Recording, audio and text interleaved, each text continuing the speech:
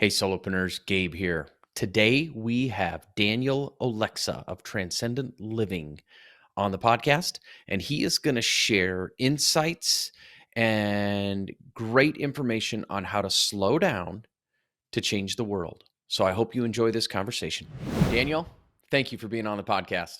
You're welcome, Gabe. How are you? I am fantastic. I'm really excited. I mean, that the topic today that we're going to talk about is how to slow down to change the world. And I'm really excited to have you share your concepts and your ideas and things that come with it. But the thing I got to start with is on the information sheet. When I send an information sheet out to someone to then fill out for my podcast, every now and then I get some pretty cool things that show up on there. And yours was, I coach dead people. And so we got to start there. Help me understand how you coach dead people. And then after that, I really would love to hear your story, how you get started in, frankly, coaching dead people. For me, dead people, and we all know them, and some of us have been guilty of being dead people, and some of us may be guilty of being dead right now, that we've come to a moment of life, or they've come to a moment in life where they just gave up. They were chasing the title, chasing the paycheck, chasing whatever, all the external trappings of success, and they got them all. And then realized they still weren't happy because it was the cart before the horse of I'll be happy when I achieve XYZ, rather than realizing the happiness was an internal state to begin with all along. And when I meet people who have done the achieving and then sit back and say, I don't know, that seems like this has no meaning. What's it all about? That's where we start our work. That was the moment when they gave up and died before they fully started living. Interesting. So I coach dead people. It reminds me of that movie, I See Dead People. What was that? The movie? The Sixth Sense. Yeah, The Sixth Sense. When I read your sheet, I was like, I'm remembering that movie and that cute little kid that basically said, I see dead people. So It's funny, it came exactly from that, one of those wonderful little alignments of the universe that took place over a period of a year. Last year in 2020, I hired a coach in England. His name's Chris Joseph. We were having a conversation, and one of his first questions to me, midway through, was like, "What don't you want me to know about you?" And I've always had a spiritual side to myself, but as I pursued business, particularly working in sales and corporate back 20, 30 years ago, I really disassociated from that side of me. It was like I had two different selves. And in that conversation, when he asked me that question, like I used to hear voices when I was growing up. Like, really? Tell me more about that. And through this conversation, he built what became almost like my hero's journey, that my ability to hear or see things that other people don't see, and not so much on a spooky woo woo level, that happens too, but just in, let's make a plan here. How's this working? I have a natural ability to see downstream and like, okay, so if we go this path, these are the obstacles that will most likely come up. How do we pre-engineer for it to work around them? And he turned that into this wonderful phrase of, it's magic. You see what other people don't sense that's already there. So that became my About Me page was completely rewritten at that point, and it pulled in the concept of my favorite movie is The Sixth Sense. Was redesigning my website earlier this year. The marketing person I was working with, we needed a placeholder heading on one block of copy, and we were struggling with it, couldn't figure it out. And she's like, "Look, I'm just going to put some copy in here just to hold it." And she typed in, "I coach dead people." Hold that right there. Do not touch that. That's gold. We're staying with it. And then the very first time I ever spoke it into existence, as it's what I do, I through, again, one of those weird alignments of the universe, had an opportunity to meet a man who is a true legend in coaching. His name is Steve Hardison. Um, Phenomenal human being, of just total complete being. And when he asked me, "What do I do?" I hesitated for 1 second, said, "I coach dead people." They paused, gave me a look, said, "I get that. That's awesome." It has anchored from that moment forward as the thing that I do. I love it. Absolutely love that. So how did you come about? I mean, we've got a few different ways we can go with this. I mean, you were hearing voices as a kid. That's a whole nother conversation that I would love to hear. And then what did you do with that? But how did you come about to have the realization that what I really do is coach dead people? I mean, was this a journey of your own that you went through, or how did that come about? I was one of those dead people. I had hit that point somewhere in the late 2000s, definitely by the early 20 teens. I was chasing the trappings. I was doing the thing. My running joke for it right now is for the final 15 years of that prior career where I was working for other people. I worked for 3 different family-owned companies, and I had the wrong last name at every one of them. And because I didn't share a last name and didn't share a bloodline, my contributions weren't accepted as being of value because I was an employee. It really came to a head at the last company where I was just there for 7 years, came in to do a certain job, was the most successful sales rep they ever had in the company's history because I real that my ability to see systems, I could see where the failings were in how they were doing things, particularly when it wasn't around what's the word I want for this? Their major client, who was a legacy client for 40 plus years, was really controlling the company I was working for, demanding rates, everything else. And when they hired me in '07, it was, we know that we need to diversify from this major client. So we want you to come in, diversify the base. Great, let's do it. But then the mindset that existed in ownership was, if we want to go from being X number of $1 million a year to Z number of $1 million a year, we just need to do more of what we're already doing. That doesn't work. That's the definition of insanity. You need to figure out what you need to stop doing and do more efficiently. And I found a way to navigate through, and I was truly a control freak at the time. I had my hands in everything. I've always hated being labeled and branded by it being only a certain role. Like the owner of that company one day said to me, "You're just a salesman." I'm like, "Oh no, I am not. And that is not why you hired me." I have background in commercial art and design, a background in communication, understand production because I learned all the way through the process. And when they disavowed the totality of what I brought to the environment, I knew it was time to get out. But at the same time, I had a mortgage, kind of like to eat regularly. There's the bills to pay. And I hit a wall. Was married at the time that that relationship was starting to diverge. And in about 2010, I started to sense a shift was coming, but I was so far in, let's call it what it is. I was so far in the grave at that point, all I could see was dirt piled on top of me. And it took a moment of making a really hard decision. And the first one was to say, I want out of this relationship and asked for a divorce. That opened that opened opportunity. That sounds weird to say it that way. And actually, I'm cringing at saying it that way. Um, it shifted things a lot because it took me out of this other story that I was in and opened up to a new possibility. And then that led to me saying, if I can make that level of change in my personal life, I can make that same level of change in my work life. And it came down one day we missed a delivery and I threw my hands up and stormed out. And that was the day the relationship with the company totally changed. And I found my power back and I came back to life again. So what happened then, when you threw your hands up and stormed out? Did you storm out and quit, or did you come back with, you know what, this isn't going to work. We're not doing this way. I'm your number one salesperson. What did you do? I stormed out. It was a Friday. I remember it really well. We had been to go there had been a project in-house for a couple of weeks. We had and we knew we couldn't get it all done. And even the client knew we had an agreement. And they said, as long as you get like 2 or 300, something like that, that'll make the first delivery and then you can fulfill over the weekend. We can get the rest out later. We need 300 for Friday morning. Great. We can handle that all day long. Good job. Production manager walked into my office and said, "Okay, yep, delivery's out." And we had 165 go out. What? We agreed on 300. Yeah, but we had that thing that changed there was the difference in application of production and it slowed us down. Like, I don't care. You agreed. We would have 300 out the door at 10 o'clock this morning.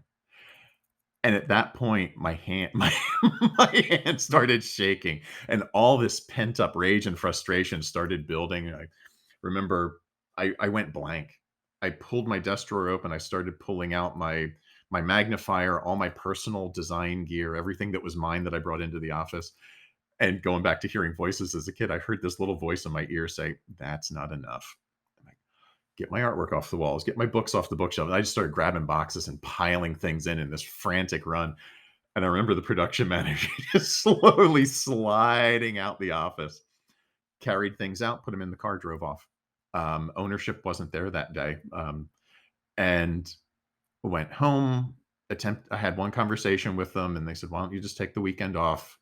We'll talk on Tuesday." That's fine with me because we need to clear the air, whether I come back or not. We need to clear the air.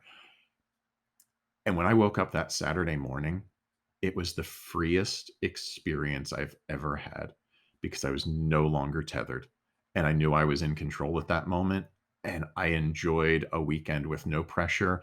It was not an, "Oh god, it's Friday," or "Thank God it's Friday, oh god, it's Monday" weekend. It was like, "Yes, I am truly enjoying everything, and at this moment, I don't care whether I have a paycheck coming in next week. I've got my 401k, I've got everything set up. I can get by for a while if I need to." And when we had that conversation on Tuesday, they came in with a bit of an attacking energy on me and everything that I was doing wrong. And from that space of freedom that I'd had over the weekend of like, "I'm not beholden to you." And tell me what other sales rep in your 40-year history has accomplished what I've accomplished. Um, um, yeah, well, we had like this person, they lasted for about a year. And where are they now? I don't know. I've been here for 7 years. I've consistently delivered over $1 million a year for you. Nobody else has done that in 40 years of history. You should be looking at what I'm doing and figuring out how I'm doing it rather than tell me I'm doing it wrong. And then I agreed to come back in. Strangely, I felt a little bit of failure in that because I went back in my existing position. But at the same time, there was a knowing that there is a light at the end of this tunnel now. And I was able to engineer forward into a new role within a couple of months. And shortly after that, after things were rolling in the direction I wanted them to, that was when I officially gave my notice. And the person I had met, who is now my wife, we moved to Florida to reinvent our lives and have continued forward. Now puts us in LA. Wow, very interesting. So you went back. I can understand that piece of feeling the failure of going back because you walked out over the weekend with a bird in the air, in the simplest of terms. Like, Hmm. I'm out. Felt fantastic over the weekend, but then went back in and worked for, was it just a few months in a different role? Is that what you said? I was there about another 9 months. And there was one person there who had a very heavy-handed way of managing. He and I did not get along well. Our methods are very different. And part of this renegotiation meeting when I came back in is they wanted me to take a lower role. I said, if you want to drive me crazy, that's exactly the role you put me in. If you want me to be here contributing, here's the role I want. And it was an up level. And I was originally told we can't do that. Well, then I'm not doing what you want me to do. I'll come back in my existing role and we'll figure something out. And part of that new role that I wanted was to be in charge of sales, customer service, and estimating as the three frontline departments so that we would have a unified front, a unified message, a unified experience going out to our clients. That didn't exist. There was like divergence of the different departments had different attitude, and there was no one filter. They were all client focused to a degree, but then each little fiefdom had its own thing going on. And I wanted, let's unify this. Let's have an outward presence. So this other person walks into my office maybe 2 months after I came back and said, "Oh, your job's going to get so much easier. I just hired an estimator today." I'm like, "You did what?" No, no, no, no, no, no, no. That's the job I wanted.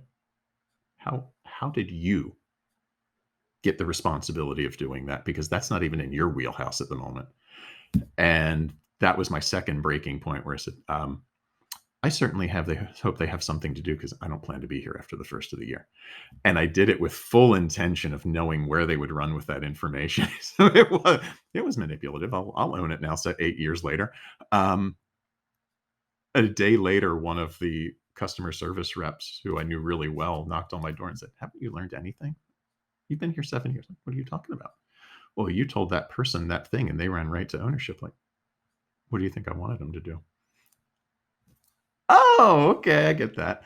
So I wound up getting that role that I wanted. We did engineer it forward, brought in new people, and within 3 months, we had the team that we kinda pulled together had increased the broader base of sales by, I think it was between 3 and 5% in 3 months that had been otherwise stagnant for the better part of 7 years, or more, actually, the better part of 40 years because it was never focused on the what I had brought in, and then we built it even beyond that.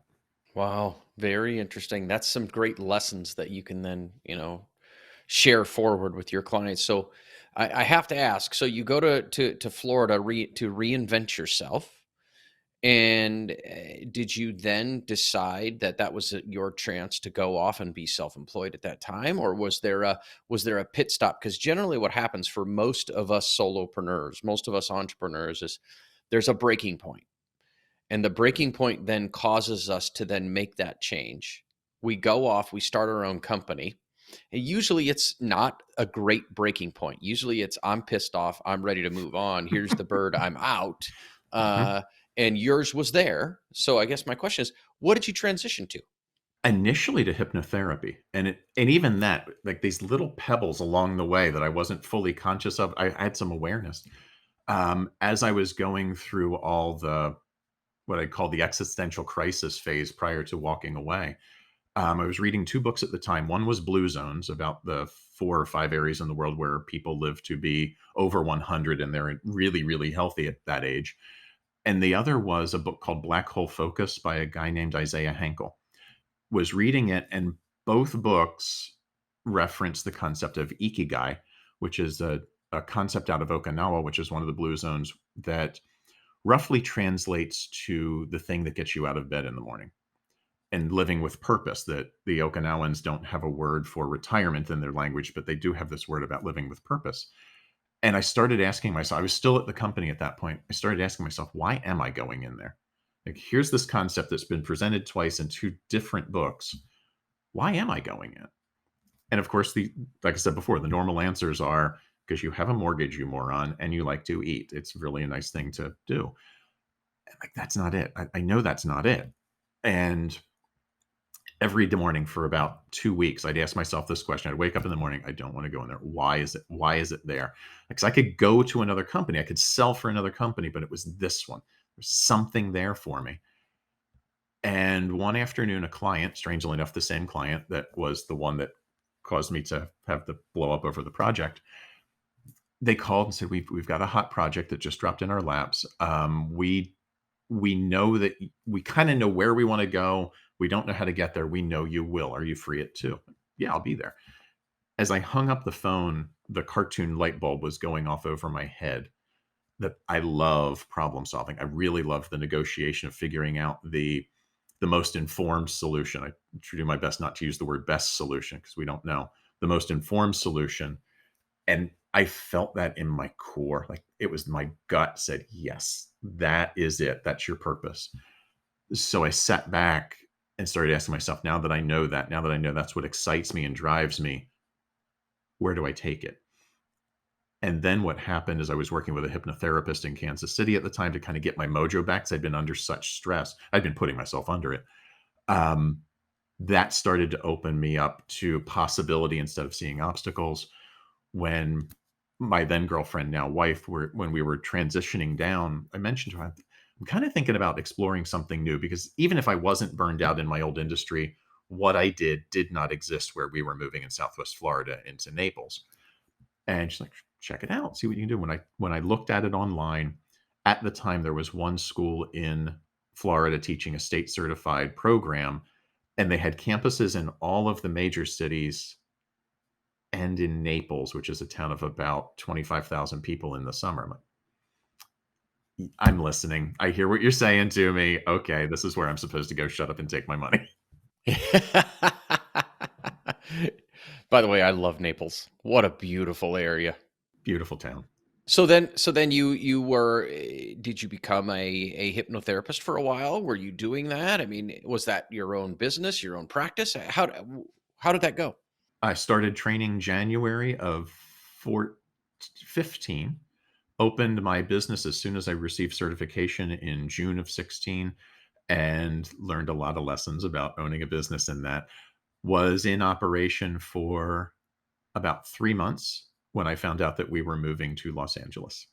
Oh, I can do what I do anywhere. Let's do it. We moved to LA, new opportunity for my wife, and I had to restart from scratch. But I started in Florida, working both face to face and online. At that point, was really embraced online way back in 15 because it was a chance to have clients around the world. very interesting. So you're a bit of a what I would call a little bit of a Zoom pioneer. Love Zoom. Zoom is my friend. Yeah, I truly like it too. This COVID has opened up an opportunity for just about anybody and everybody to your clients who weren't used to using it, all kind of got forced to using it, and it's made it so much more comfortable. So much that I literally, on the day of recording this podcast, I called and told the property management company where my office is. It's just a little office that I meet with clients at. That I called and said, I'm not going to renew my lease. I am going to move my little stuff out, and I'll let you guys go rent it to somebody else because I've polled all my clients, and 99% of them are like, "Get rid of your office. You don't need it. Let's do phone. Let's do Zoom. We're Mhm. totally cool with it." And then the growth of my practice has come around the world. We're adding clients because of this fantastic technology expansion. We're adding clients all over the world eh, electronically, which is really pretty darn cool. It's neat to meet people from all over the world. Before I continue to digress down a rabbit hole, let's come back around to you. So, one of the things that I always like to get a feel for is, what are you doing in the world today? And the topic is of our whole podcast episode is to slow down to change the world. And so, why don't we go down that road now and let's talk about how my listeners can learn how to slow down to change the world, because that's some big words, man. Slow down doesn't really fit into our vocabulary very, very well. And change the world as a whole. I mean, if you really take the time and open up your mind to think about changing the world, that's a whole nother game as well. So I'm excited to hear what you have to say. So the first one, the slowing down concept, I totally get it, particularly in the Western world. If we got to go faster, we got to go faster, we got to go faster. That's a bunch of crap. Look at where it's gotten us. Yes, it has created incredible growth and everything else. But at the same time, we are frenzied. We're ungrounded. We're out of control. We're spinning caught in our heads with a bunch of imaginary fears about things that haven't happened yet, or we're working to keep up with the Joneses or whoever else, stressing ourselves, putting us under a new load of, I have to achieve a certain thing. And we're in this spin. It's like we are a feather in a tornado because we're allowing the environment to spin us up with all the stories of what we should be. Somebody, you need a certain amount of money by a certain, how much money should you have by a certain time frame, a certain milestone birthday to know you're successful, blah, blah, blah, blah, blah. And then we start looking at these imaginary measures. And I'm not there. I must not be good enough. And I've, I'm, I know I want to really start flexing into some strong language here, and I'm doing my best not to. You have my permission. Let it rip. We start believing other people's bullshit about our lives. Stop believing what everybody else tells you should be living. That's their shit. That's their limitation. And start tuning into this space. And the only way to tune in here is to slow down and listen and put up a kind of a protective space for self. I need or I want 20, 30 minutes a few days a week just to sit in silence and be and contemplate my thoughts rather than constantly worrying about the next deadline or the next thing to do and where's the next invoice going to come from. That's a lack mindset that just keeps us spinning in wasted time rather than coming back to true being and slowing down. And It's not a permanent slowdown. It's just an intentional move to go at a slower pace to allow ourselves to ground so that we're not at the effects of the whirlwind around us. And we could become more like a tree that flexes with it. Occasionally we might lose some branches, lose some leaves, but we're not going to get uprooted by it when the storm gets really heavy. The thought going through my mind as I'm listening to you, and I'm sure someone else is thinking the same thing, is okay, how do I slow down? What can I do to slow down? So before you carry on, what can we do to slow down?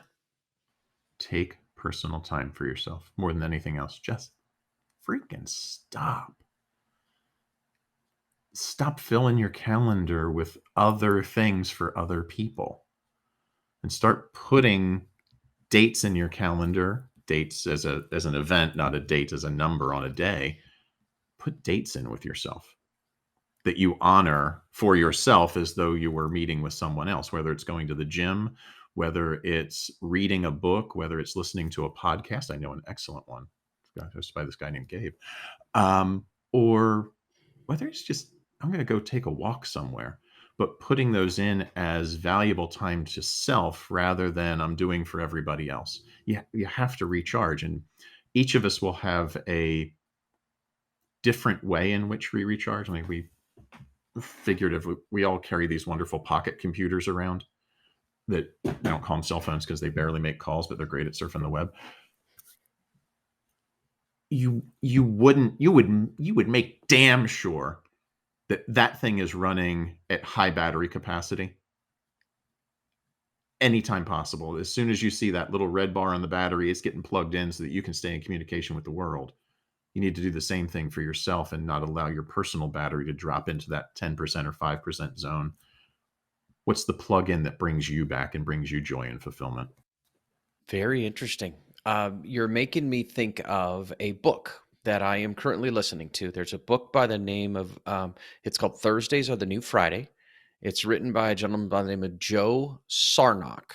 And he talks about how he brings in his clients that he then, they do what's called a slowdown school. And the slowdown school is he brings them up to Michigan, picks them up in a yellow school bus from the airport, and takes them out into the woods, and they have a slowdown school. And the first 2 days, I think it's the first 2 days, is literally doing nothing other than slowing down. It's hanging out, getting to know your friends, playing some games, skipping rocks, nothing to do with work, nothing to do with anything other than just flat out slowing down.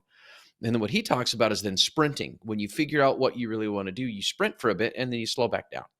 And so the whole book's about how the Western world and the industrialized, way of thinking put us into this 40-hour work week or work 60 hours. Or if you're not working 100 hours, you're lazy. I mean, all of that. It's like, no, no, no, no, slow down. So, I mean, you are like literally top of mind with the book that I am currently listening to on, basically how to slow down. So is there anything else regarding the slow down you would like to share, or do you want to move on? How would you like to go? It feels awkward at first. Truly in the lives that we are used to living of rushing, and whether it's in when we're working for someone else or even in the entrepreneurial space, it sounds odd for me to say slow down and don't do as much, because if I'm not doing, then I'm not pulling in the next round of invoices, the next round of income. But are you doing it from a clear space of being, or are you taking on some of that, what I call the quintessential used car person sales energy of what can I do to get you into a deal today, that's actually a repelling energy? Um, it will feel really awkward because it's a new territory. It's outside of our comfort zone, even though it should be the most comfortable space in the world for us to be in a pause. We get so used to the doing that sometimes the word lazy comes in, like, oh, I'm not doing anything, I must be lazy. Or other people will judge you like, you're not doing anything, you're lazy. No, I am doing something. I'm taking care of myself. It just shift that perspective. In my not doing, I am doing something that is far more important than doing. I love it. Absolutely love it. And so then once we're able to slow down, where do we go from there? From that clear space. So think about making a decision, maybe a life-changing decision, since we are talking about changing the world. Let's start with changing single lives and let the ripples go out from there. Do you make better decisions when you are spinning in a maelstrom of a mind churn of what do I do next? How do I make this happen? What if it doesn't? What if it all goes wrong? Oh my God, oh my God, oh my God. Or do you make a better decision? I did use that term. I did use the judgmental term of better. When you slow down and really consider what the outcomes might be from a clear headspace of dropping from the thought churn, considering the emotions, considering the responses, harnessing all three brains, the head, the heart, and the gut, to make the most informed decision possible that's really in alignment with integrity to who you are. You hear it called in holistic circles the authentic self, and there's a sense of that. What's in true alignment with your soul? That's another thing that I do with bringing people back to life is like, what's your soul telling you? What the thing that animates this meat puppet? What is there to bring it out? And once you have clarity, set the intention. This now that I know I'm here in this moment of pause, and be really clear here in this moment of pause. What do I want life to be? What do I want to engineer forward from this? And then that leads to the doing in between. I have to go back to meat puppet. I have never in my entire life heard the word meat puppet. Oh, that's awesome. Sorry, listeners. I couldn't help. I had to come back to meat puppet. I have never, ever heard of that in my entire life. That is fantastic. So once we get understanding, we slow down, and that slowing down allows us to search our souls, but also get some clarity as to where we want to go. And then I would assume part of your coaching, your process is to, okay, what is your soul speaking to you? What is it telling you that needs to happen? Mhm. And then what do we need to do now that you're clear as to what needs to do? Then what are the actions and the habits and the procedures and the systems and the things that we need to put in place to achieve that? Am I leading down the right path? That's part of it. Okay. That would be the how questions, the how are you going to do it, the what are you going to do, kind of the who do you have to be questions. I really view those as transactional questions. Like, what are you going to do? I'm going to do this, then this, and this, and this. How are you going to do it? I'm going to do it this way, and this way. There's an element of that to pretty much every session with a client or even the big scope. I'm really more interested in the transformational, the transcendent questions that get directly to the soul and the being. Who is that person? Who's the person in front of me? I had a conversation with someone recently that they asked me, what makes you different than other coaches? And I said, I don't care about your problems. I care about you. And they looked at me like, your problems will go away when we figure out who you are. I don't care. You're going to walk in with a problem. You'll tell me about it. I'll listen. I'm listening for where the deeper dive is to how you're creating the problem. When we figure that out, your life will change, and then decide what you want to create forward. Because we get into this space of like we're all at a certain point in life, whatever it is, and we'll tend to say things like, I don't want to be this anymore. I don't want to be in this space, or this isn't good enough. And we put all this resistant energy into not wanting to be where we're at that actually puts us there. Is what you resist persists, in that classic phrase, rather than bringing gratitude into it. Like, I'm here and things aren't that bad. Now that I'm here with gratitude, I want to go here and receive even more. Okay. And so then once you start to get a feel for that, then what come? Then where do we go from there? Where do your clients go from there? Where do you go from there? We continue the deep dive. It's always like peeling an onion. There's always additional layers down to that core being. And the work of coaching gets done in rapport. The safer the client feels with me or with any coach, the deeper they'll go. And then in our level of being and our level of understanding our role in their lives, listening for those moments of asking that deeper question, they'll go as deep as they want to go. And from that place of what really lights them up inside. For me, I needed a lightning bolt of come crashing in on that day when I just threw my hands up and walked out. That was the moment I kind of came back to life. That was the thing that charged me and got me out of living this imposed story that I'm working for somebody else, I'm responsible for them, blah, blah, blah, and into this is what's fueling me. And now how do I harness this and fan the flames even more? And then go out in the world and do it. And that doesn't always mean you make six figures at it right away. There's that do what you love and the money will follow versus chase the money and wonder what happened to joy in life. Yeah, that happens. That happens often. So you I'm gonna make a transition based on the money. This is a podcast about money, and there's questions that I ask every single one of my guests, and those three questions are: what's the smartest thing you've ever done regarding money? What's the biggest money mistake you've ever made? And what does mastering your finances mean to you? So I'm going to come back around to what's the smartest thing you've ever done regarding money? When I was working for those 3 different family-owned companies, I made sure I opened up a 401k at every one of them, invested, contributed at the max rate, and got the free money share that was their matching gift every time. That actually created the cushion for me to launch when it was, "I am out of here. Enjoy life." Waving into the sunset. That was the thing that allowed me the freedom to do that in the moment. So basically, you made sure that you had built up some savings, even though it was retirement savings and there were some taxes and some penalties. Regardless, I knew I had the cushion to protect me. Yeah, and I think another thing that came along with that, and this might be the segue into the next question because there's some even looking back on it, there's a little bit of question about this.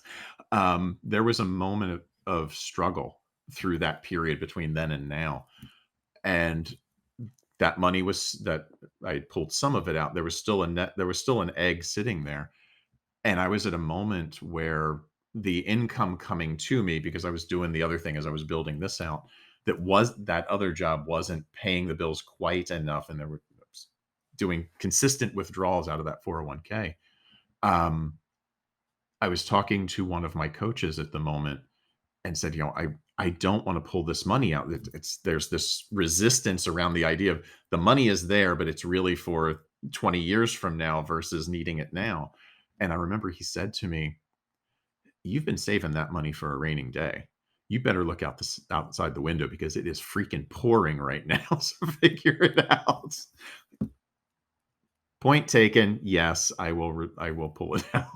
And then that was that moment of a next level of freedom because I got out of this clutch lack mindset that if I take it out now, it's gone, and like it's there for this purpose. This is why it's here. This is why you put it back. Embrace it and use it. And that was a big moment. So that sounded like it was allowing you to continue on in your journey, and so would that have been your mistake? Was maybe the mindset that I don't want to take it, or was there another bigger money mistake that happened that you would like to share? We could talk on one level of the money mistake, depending on some schools of thought that I pulled money out of a retirement account and took penalties on it and everything else. And yeah, I did. Yeah. Okay, I own it. Smack my hand. Um, but at the same time, it created the fundamental foundation for me to create what I've created now. The other mistake that's more of a mindset mistake that I was in at that moment that coach helped me to shift was we can I'll use the word release. We can release money out, whether it's in purchases or investments or donations. We can release it from one of two mindsets, either a lack mindset of I'm spending this now and it's really too expensive, but I don't know if I'll ever see it again. Or that same amount of money on the same thing, I have the money, I can afford it right now. It might be a little bit of a stretch, but I have it and I know it's coming back to me, opening up to this flow of the idea of money is currency in the same way that electricity is current. It flows back and forth and there's a constant ebb and flow.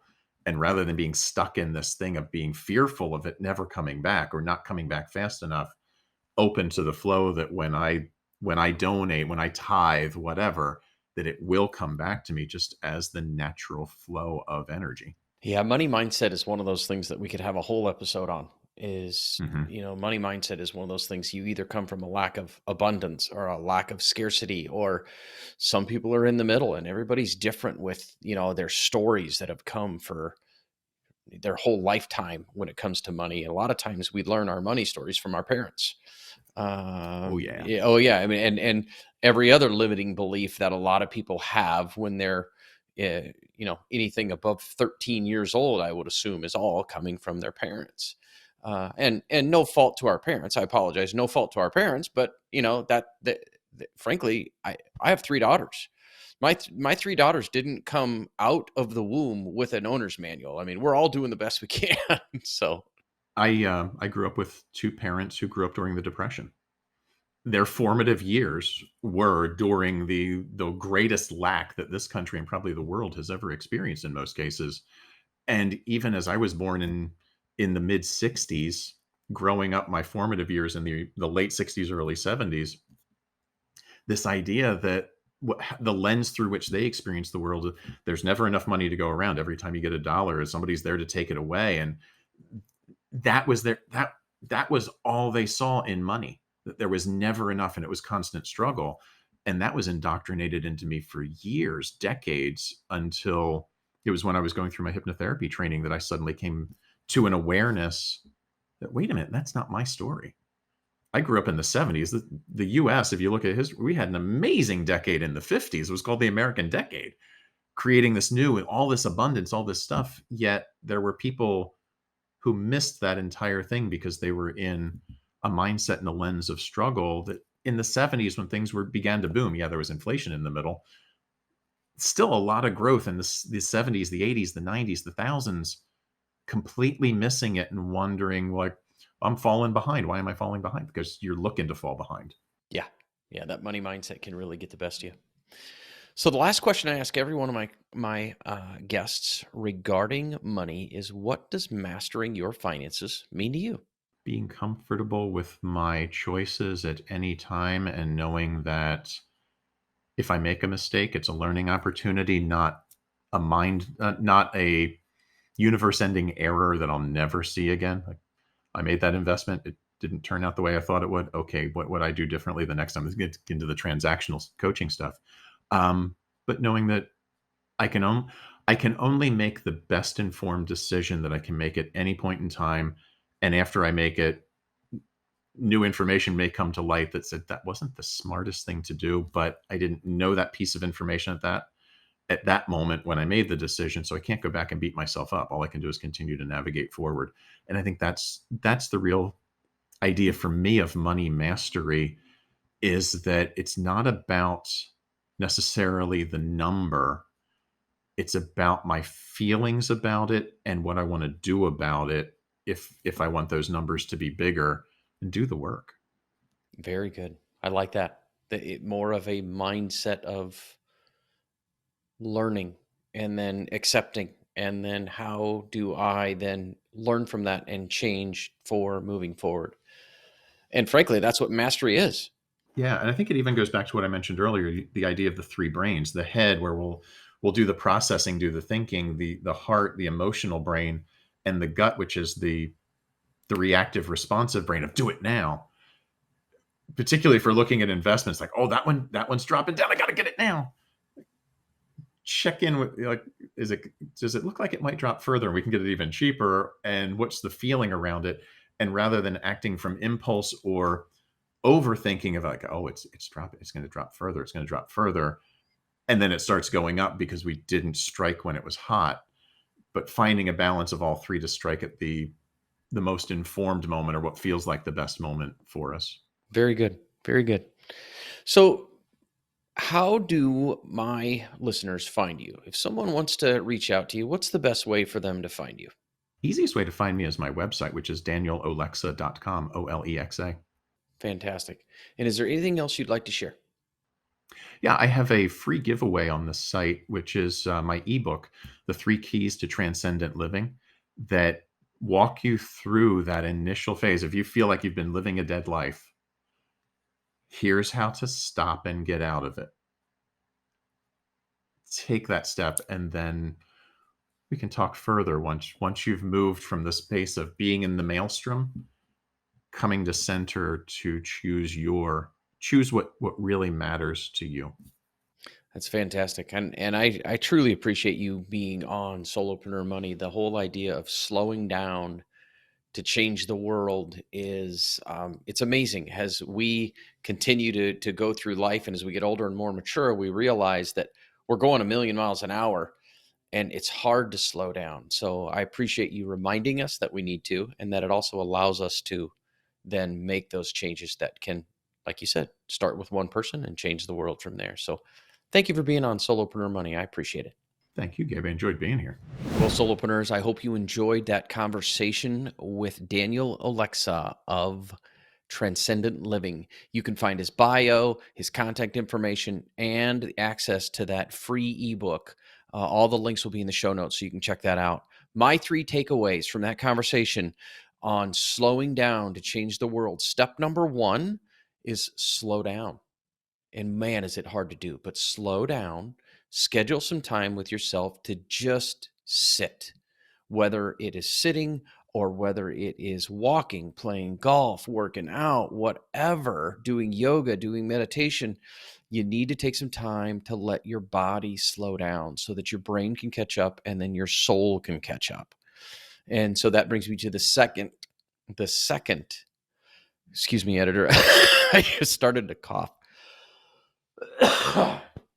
Sorry about that. So that brings me to the second takeaway, and that is to listen to yourself, to check in with yourself, to listen to your soul. That once you've slowed down, what is your body and your soul telling you that you need to be doing next? We all have it. And the thought I had during the podcast was it's amazing how many great ideas come to you while you're in the shower. And do you know why? It's because you're finally slowing down. And ideas come while you're in the shower. Well, guess what? When you slow down, ideas come when you slow down as well. And the third step is to focus on what you want, not what you don't want. There's a way your brain works that if you start talking about the things you don't want, unfortunately, they start to come together. Whereas when you start to think about the things you do want, those start to come together. And the perfect example I can give you before I let you guys go today is the game of golf. It's amazing how when you step up to a tee box and you're going to tee off over water, if you're sitting there telling yourself, don't put it in the water, don't put it in the water, guess what happens? You put it in the water.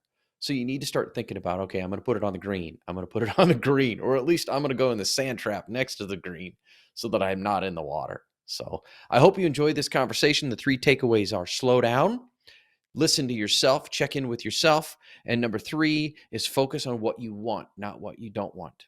And one last thing, solopreneurs, if you haven't had a chance, go to Amazon.com and get my book. The Solopreneurs Money Manifesto is available on Amazon. And if you go ahead, even go to my website, solopreneurmoney.com, you can actually get a copy there as well. Truly appreciate you listening. Thank you so much and have a fantastic day.